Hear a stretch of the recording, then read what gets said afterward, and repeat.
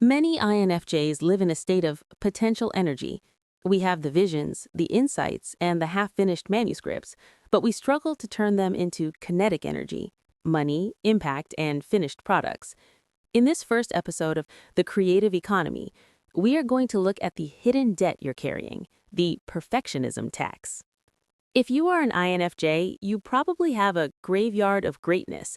It's a folder on your laptop, a stack of journals, or a corner of your mind filled with brilliant ideas that you started with passion and abandoned the moment they felt imperfect. You tell yourself you're a perfectionist because you have high standards. You tell yourself the world isn't ready or you aren't ready. But here is the cold, tactical truth. Perfectionism is just procrastination in a tuxedo. Every day you keep that project hidden, you are paying a perfectionism tax. You are losing money, you are losing influence, and most importantly, you are losing self-trust. Today, we are closing the ledger. I'm going to show you how to stop being a visionary in hiding and start being a creative sovereign who actually finishes what they start. Every unfinished project in your life acts like an open tab on a computer. It drains your mental RAM. When you have 10 open tabs, your CPU slows down. You feel tired, anxious, and stuck, not because you lack talent, but because you are carrying the weight of everything you haven't finished. The perfectionism tax is the interest you pay on those open tabs. The only way to get your energy back isn't to work harder, it's to close the tabs. You either finish the project or you consciously kill it. There is no middle ground in the creative economy. Why do we do this?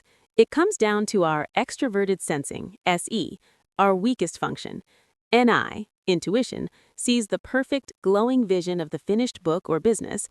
SE, sensing, has to deal with the messy reality of typing, formatting, and marketing.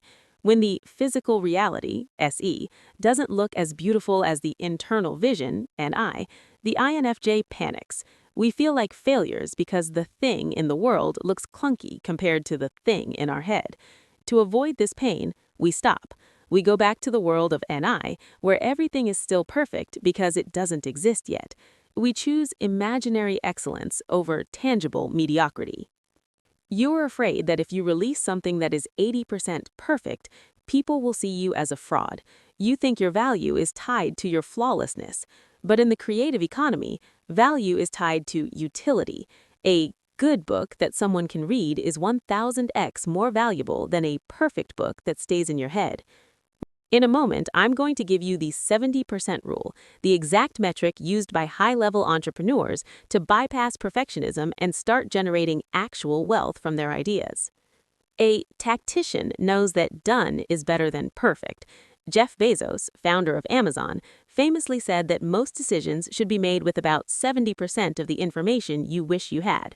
If you wait for 90%, you're moving too slow. For the INFJ creative, shipping is a skill. The act of finishing is a muscle. If you don't practice it, it atrophies. The feedback loop. You cannot improve a vision that is only in your head. You need the friction of the real world, SE, to tell you what actually works.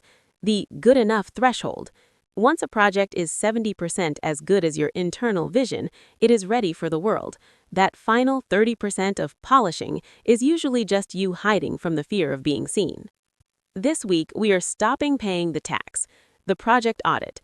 List every started but unfinished project you have. The kill or commit protocol. Look at each one. If you aren't going to spend 5 hours on it this month, delete it. Unsubscribe from the guilt. If you are going to keep it, set a shipping date. The B+ strategy. For your next task, aim for a B+. Purposely leave one small, non-critical flaw. Release it anyway. Notice that the world didn't end and nobody called you a fraud. External accountability. Tell one person, a node from Arc 4, when you will show them the finished work. The FE desire to not let them down will override the NI desire for perfection. The world is starved for your depth. There are people out there who need the exact insight you are currently polishing into oblivion. By holding back your work until it's perfect, you're not being humble, you're being selfish. You're choosing your own comfort over the needs of your audience. Stop paying the perfectionism tax. Ship the work. Let it be messy. Let it be real. The sovereign INFJ doesn't wait for permission. They create the evidence.